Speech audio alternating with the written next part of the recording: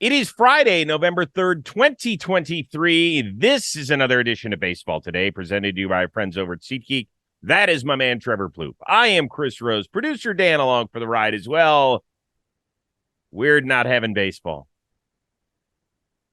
It's a little weird, but, full transparency here, people. We already recorded an episode this morning, so we're like in the thick of things. We love baseball so much. We're like, dude, let's just double down and do another ep tonight. Yes, that's All right. about that life, C. Rosie. That's right. It's airing on Friday. We taped it on Thursday night, but we are about transparency here. Our travel schedule's going to get a little wacky here in the offseason. Once again, this show is presented to you by SeatGeek. So if you haven't already, download the app on your phone. You can save 10% off your next order, whether you're a newbie or a returning customer, if you use the code word JOHNBOY postseason. So that means you could save it for, I guess, a future baseball game if you already want to buy tickets for next spring, or the NFL or college football or the NBA or NHL or concert goers. So go do it. I believe tickets are free to the Texas Rangers parade, the first ever to celebrate a World Series championship. They're going to have it around Arlington and around the two stadiums out there, which is kind of cool. Now, let's remember the last time we saw newly minted world champion Austin Hedges on the Chris Rose rotation, we had this exchange. If you guys win, assless chaps with a cowboy hat in the celebration. Done. I'll wear it during the parade. And if people ask you why, you're going to say? Because Rosie told me to. Hell yes. If that's not reason enough to root for the Texas Rangers, people, I don't know what is. So, of course, after they won the World Series on Wednesday night, I texted him, I'm so happy for you. Congratulations. And then a picture of the chaps, which I will no longer refer to as assless chaps because so many people have told me all chaps are assless. If he actually says C. Rose made me do this, I'm going to bust up laughing, bro. What are the That's good odds? stuff. What are the odds he shows up wearing something like that? I don't think the odds are good. I don't think so great either. Like he might wear chaps, but no pants under the chaps. I think that might be frowned upon a little bit. Might be. Possibly. Might Maybe be. late night Hedges is going to be rocking. He might send you a picture. How about that? That's very, very true. All right, so we're off and running. We've already had a few extensions because for, I believe, like 5 days after the season is over, you're able to extend your players now. And so we've seen a few teams do it. Joe Jimenez, the reliever for the Atlanta Braves, gets a nice little package of 3 for $26 million. And then Max Muncy gets a 2-year extension plus a team option that'll take him through 2026 if they exercise the option. But the meat of the deal is 2 years, $24 million. Either of those do anything for you? I think they're just both smart moves. Muncy had an option the Dodgers had to decide on, I think, for 14. So they added a year, and I think both are at 12 now. Just gives them an idea of the roster. The teams like to get ahead of some things, especially if they like the player. The Jimenez one's interesting to me. I think this is also good front officing, if you will, because they went out and got this guy before the year, and they gave up a couple dudes that they liked or who were highly rated prospects. So you get a year out of a guy. You'd rather, if you think he's good enough to give those prospects up, you'd want him on your roster. So early on in the offseason, make your pitch, say, we're going to give you 3 guaranteed years for a reliever, man. Like, they're going to scoop that up most of the time. They want that guaranteed money, gives them a little bit of security. So it makes sense for both sides. He's like, all right, man, I've been kind of, in this middle relief role. You don't get these opportunities like this all the time. I got one in front of me. Great. And for the Braves, it gives them clarity in their bullpen. And it kind of eases the sting of giving up a few guys that you might like in the minor leagues if you know you're going to control the player for longer. So I think it's a smart move. I think the Jimenez move, I think that moves the needle a little bit more for me. Yeah, it's interesting. So he's going to get over $8 million a year, which is great. The deal that I think started it for me in terms of middle relievers was the Darren O'Day one. Does that sound right? Where he got like 4 for 17, and everybody's like, for a middle reliever? Well, little did we know that that's exactly where the game was heading. Yep. And so guys like that are of huge importance. And the Braves, because they've signed so many guys at a very young age, have financial flexibility to take care of guys that they really want to hang on to. For me, though, the Muncy one is interesting. It feels like the Dodgers, the bulk of their offense these days is coming from guys over the age of 30. And Muncy's 33. He's been kind of up and down the last few years. Like his power numbers continue to be great, but he barely had an 800 OPS for a guy that hit 30-plus homers last year. That's because the last 2 seasons, his average has barely been above 200. And his defensive skills at third, his metrics aren't good over there. So I would like to see them get a little bit younger. I would like to see them get a little more athletic. And if Muncy continues to be out there, if you're going to play him at third every day, you want to make sure he's not killing you. That's the only thing that was a little strange for me. I like it. I mean, I think that if you can plop a guy that at any given moment could be in the middle of your lineup, you can get him for $12 million a year. It makes sense. And he's versatile in the infield. And sometimes they can send him home with a checklist. Say, Max, your lateral range to your right was killing you. Work on your lateral range to your right. If he comes in next year with a better game plan defensively, those numbers might shoot up. But so I like the move. I do. And for him, like guys crave. Some guys crave. A lot of guys crave stability. He gets to be back where he is. Like he doesn't have to worry about a whole new organization, whole new city to get used to. It's good for both sides. I certainly understand it from his standpoint. And I'm not saying it's a bad deal for the Dodgers. Yeah. I just think at some point they're going to have to start getting a little younger and try and find maybe some free agents who are in their 20s. And I know that's more pricey. And really, let's be honest here. The number one thing for them is that they've got to start revamping that pitching staff. But number one thing is that guy. Yeah. Well, that's don't even say his name right now. Nelson Cruz officially called it quits on Thursday. More than 2,000 career hits, 464 homers. What will you think about Nelly first when you mention his name in discussions? So, okay. I think there's 2 camps of players, at least, with Nelly. The overwhelming majority of players will think of him as an excellent teammate, a guy who was almost at the end there like a player coach, teaching guys routines and sticking to him. He was like I heard that so much in Minnesota. Like he was such a stickler to his routine, and he was big on naps and getting your rest and eating the right way and doing things like almost to the minute every single day. That's how organized he was with his scheduling. So I think a lot of guys got to play with him because he played for so long and they saw that aspect of him, and he was great to the community and he always was great in the clubhouse with the guys. So I think overwhelmingly it'll be that. A guy that could absolutely bang the ball around the park, but was also a great teammate and a guy like a mentor to a lot of different players. There's no doubt about that. There is still the little sub. I mean, there's still guys that are going to remember him for 2013, being part of the biogenesis, getting 50 games. Like, I think about stuff like that still because, it's during my time and, you want to play the game fairly. I think Nelson served a suspension. This is my personal take on it. Mm-hmm. I think Nelson served a suspension. I think he came back and made the game better.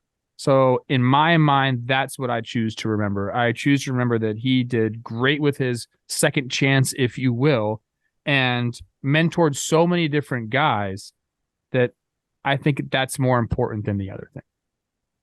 So it was interesting. As I was putting the show together, I asked our oldest son, Josh, I said, what's the first thing that comes to mind with Nelson Cruz?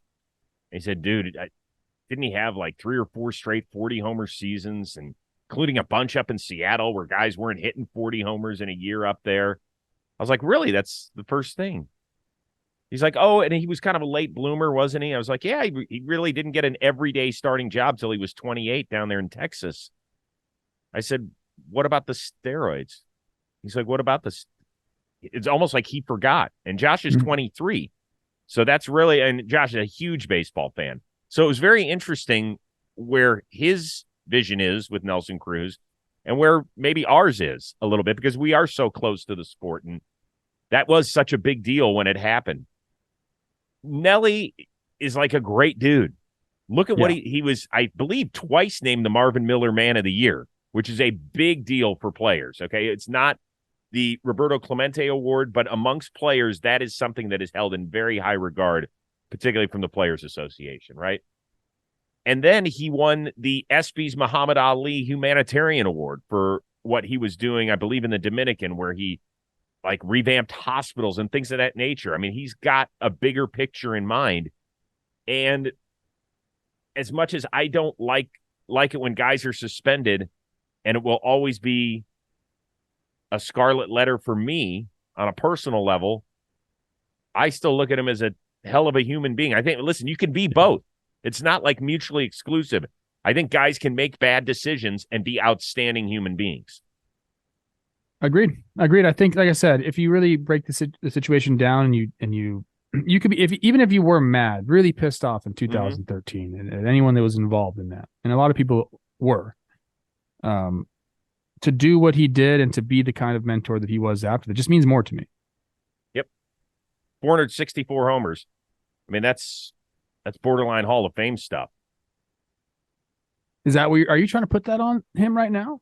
No, I'm just saying that when his name comes on the ballot, he's not going to be like one of those one-time all-stars. You're like, what is he doing on the ballot? I mean, not that you're ever, listen, you make it on the ballot. If you make it in the major leagues, I have a ton of respect for you. But there are guys who end up on the ballot and you're like, that's interesting. So that's that. So some managerial news. Craig Counsell apparently did have a face-to-face meeting. It was reported on Thursday with the New York Mets. Earlier in the week, he met with the Cleveland Guardians. There are 5 vacancies: Mets, Astros, Padres, Guardians, and Halos. Which one of those 5 is most interesting to you? All right. I kept going back and forth here, and I was talking about this with you before the show. At first, I was going to say which is the best opportunity, but I'm going to go a different route now. And I'll give you my answer for best opportunity right now. I think the Mets is the best opportunity for a lot of different reasons. Maybe we'll get into it later. Maybe we won't. I think the most interesting managerial job is the Houston Astros, because you think you have this core there, and you do. You have some guys that are going to be there a long time, but Altuve and Bregman, free agents after 2024. Justin Verlander's 41 now. I believe he's a free agent after 2024. I could be wrong about that. It is kind of like a win now situation. It's what are they going to do after that? Are they going to build around Yordan? Are they going to go after a bunch of free agents? Are they going to promote from within and kind of try to have that core again that way? I'm just very curious. We've seen them in the ALCS 7 years in a row. Eventually, you're going to have to revamp a lot of things in your organization. And as the winning continue, as of right now, they're still, favorites for me to go to the ALCS next year. In the next following year, it's going to change. So that's a kind of a interesting situation. You can go there, have a chance to have a really good ball club with you right away, but your future is a little bit less certain than maybe some of these other managerial openings. So I'll say that to me is the most interesting one. It is interesting in part because it's the first time in about a decade where they have the ability to go young if they want to.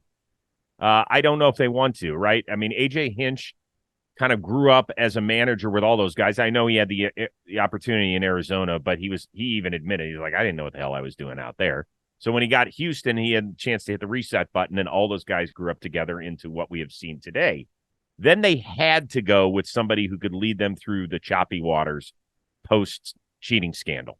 So they had to bring in a guy like Dusty. We have talked about Dusty and his role over the last several years on how he was able to guide them to his first world championship and their second, and to be part of whatever it was, 7 straight ALCSs. So now they can go any direction they want. So it is fascinating.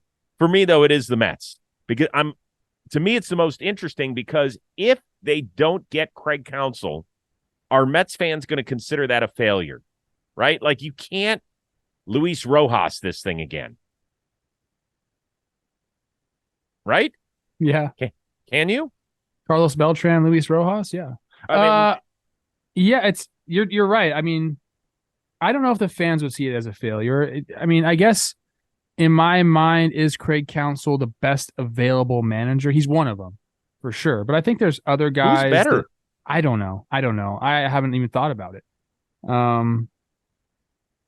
What if Dusty Baker goes to the Mets? Oh, stop. He's done. He wants to go get to know his hunting dog, as he told us. There's some guys. Look, okay.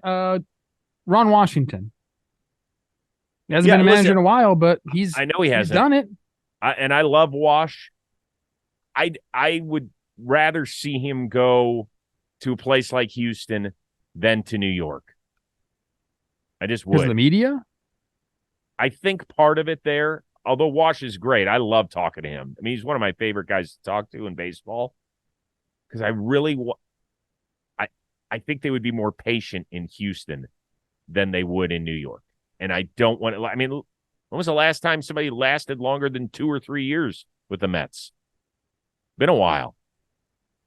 I mean, look, I think that Harry is the most Collins. fruitful. It's the most fruitful job there is right now because you have an owner you know is willing to spend. Yes. You have more of a core than I think people really give them credit for. They have some guys locked up there for a while. Like you have a good base of players there. Mm-hmm. So it is when the window is open. So it's the best one for me. I think mainly because of the owner. I think he's going to be willing to go. And like if you're a manager and you're like able to go even at the trade deadline and go take on salary without having to worry about the first luxury tax threshold, like that's amazing. Like if you have to deal with that, that's tough. All right, let's move on to what will be the story of all stories in the offseason. It's the first, but certainly not the last time we will mention Shohei Ohtani's name. We have seen some stars have to wait until spring training in recent years to sign with a new team or just be a free agent and even go back to their old team, right? Bryce Harper had to wait till March of 2019 to join the Phillies. Aaron Judge last year joined them, stayed in New York, but got his new deal at the end of December. Corey Seager got a deal at the beginning of December with his new team, the Texas Rangers, a few years ago.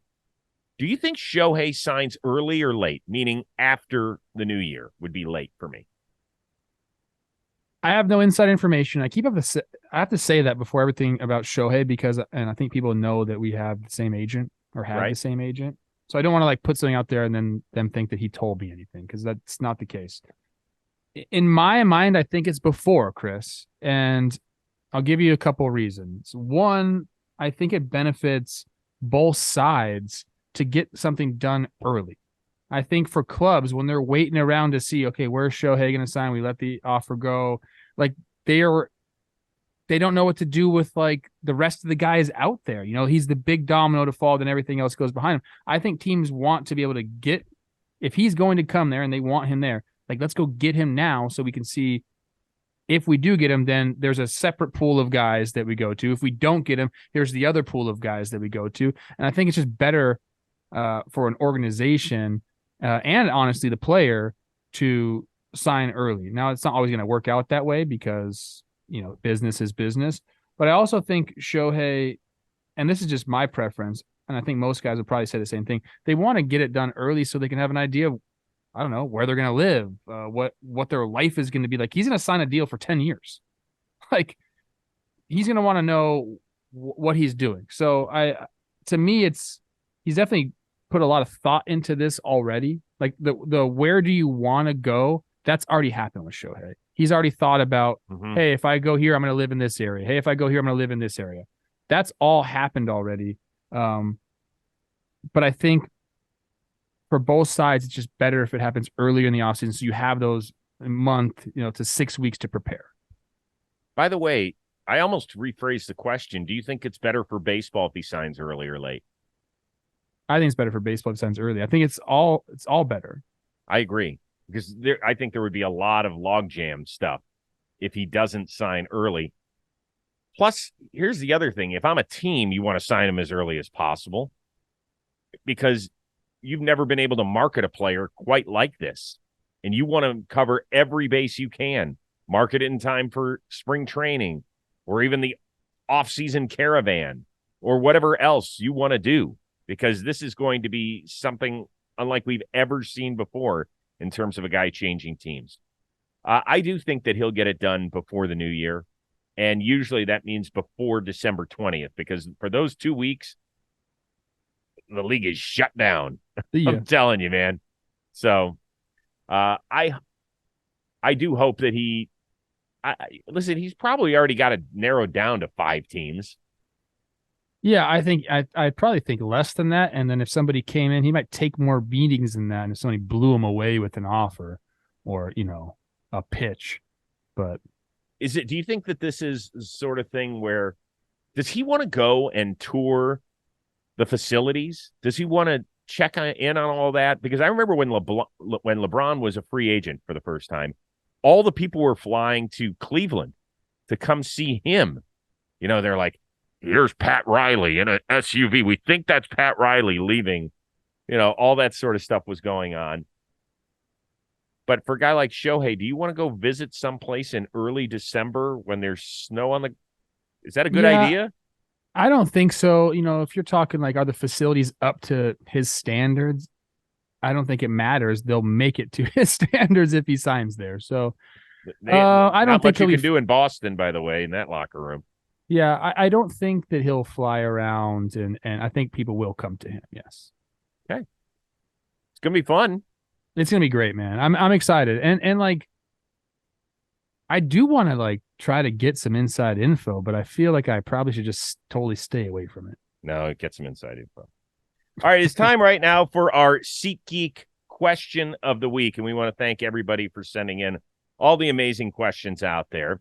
The person who's going to receive a $1,000 credit to use on their SeatGeek app is none other than Big Dog Dress Clean CEO, who sent us in, kind of mixed our worlds of baseball and blitzball. Said, using the Texas Rangers and Arizona Diamondbacks roster, pick your starting 3 players for the first ever John Boy Media Pro Blitzball Tournament. Chris versus Trevor. Who takes it? So the way we read this is that we each take a team of 3 players, and we're going to play against each other. So, Plouffe, why don't we alternate? Who's your first one? We might have the same guy. We might have the same guy, by the way. No, you can't. If I draft someone, you can't draft him. Oh, God. Okay. Go ahead. You got it. You let me go first. That's tough for you. I'm going Corey Seager.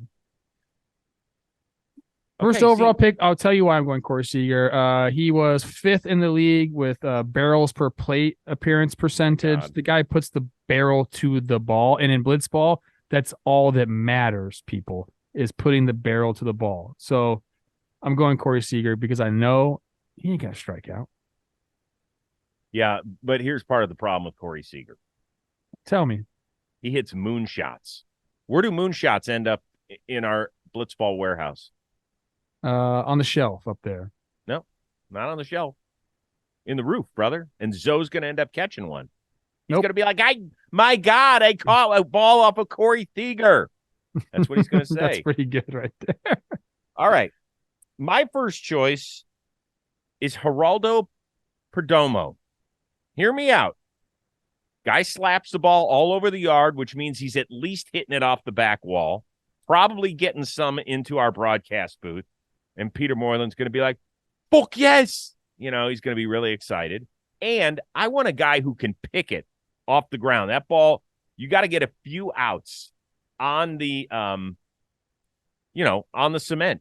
And he can't bobble it either. Can't give guys extra at bats. So I want a guy that can pick it. I don't mean to be rude to you, but Corey Seager's average launch angle is only 13%. Okay. Sure as hell looked up high to me in the World Series. Those are right around that 35% over 100 MPHs. Okay. My second pick is just I need my guy on my team, and he's a seasoned vet, and I'm going for only hot boys on this team. I'm going with Evan Longoria, the vet. Okay. He's going to snag some balls there. He's got gold. He knows how to put the barrel on the ball also, and one of my favorite setups for a hitter in all of baseball, especially when he was younger, just the open stance, bat on the shoulder. Love it. Yeah, that's a good one. My second pick, because I think I want to have a good time on top of everything else, Nathaniel Lowe he just looks hilarious to me. He looks like something out of Super Troopers with his mustache. Oh, my gosh. He's fun. He's a good dude. We had him on the Rose rotation. I believe in him. I know that the first half of the year was better than the second half, I do believe. He has won a Silver Slugger before. You don't need speed in this game, so I'm okay with the way. Well, it's true. It's a good one. Yeah, I just want a guy that he'll barrel it up. He'll be fun. And it'll be fun. It'll be hilarious. Who Who wouldn't want to drink with the John Boy people? It's going to be Nathaniel Lowe. I feel good about it. His average launch angle this year was 7.2, so it's a good pick by you. Thank you. Okay, that's a good point. You want to hit the ball kind of low and backspin it. I need someone that can pitch, man. Yeah, it's a very important on my team. And I want a guy that like throws a lot of different pitches and has pinpoint accuracy. And I think his little extension and visive fastball will work. I'm going with my guy, Zach Gallen. He's going to carve everybody up. Yeah. He's got the glasses. It just works. We're all hot boys. We're all going to be dressing to the nines, except for Corey Seager. I'm going to have to help him out with his style. Let's go, baby. Okay. That's a good one. I will use somebody from his staff as well. Ginkle impressed me. And I don't think the only problem is I wonder if he can dial it back because he's so amped up. You know, I want to see him against Dan Rourke. I want to see that intensity of an at-bat. I actually forgot about my guy Ginks, but I think you make a good point about him. I don't know if he'd be able to control that ball. Yeah. It's just too much spin. You know, he's just all power. I need a guy with a little more finesse, if you will, Chris. Yeah. Pretty solid. So there you go. We appreciated what? Dan's supposed to pick. Well, why don't we just throw it out to the people and see who did a better job? Okay, so I have Corey Seager, Evan Longoria, Zach Gallen. I've got Perdomo, Nate Lowe, and my man Ginks. Your team is more fun than mine. Isn't that what it's about at Blitzball? Yeah. I think mine have bigger pocketbooks, though. So I'm going to go into New York City with my guys, and they're going to pick up the tab. That's a good call. We'll all go out together, though. It'll be fun. Okay. Yeah. As long as me and you don't got to pay. Big Dog, way to hook it up. That was a good, fun question. Thank you, as always, to everybody who participated in our SeatGeek question of the week. All right, so in the offseason, we're going to go twice a week. Might be a little bit more around the winter meetings and some other times if there's big free agent signings and things of that nature, and we're not supposed to do something, we still might end up doing something. So just keep your eyes posted for which days we go. Next week, because of Blitzball and taping, we're not exactly sure when we're going to have our first episode. My guess is going to be by the middle of the week on Wednesday, though. For our one-of-a-kind producer, Dan Rourke, and the uber-talented Trevor Plouffe, I am Chris Rose. Have a great weekend. We will see you next time here on Baseball Today.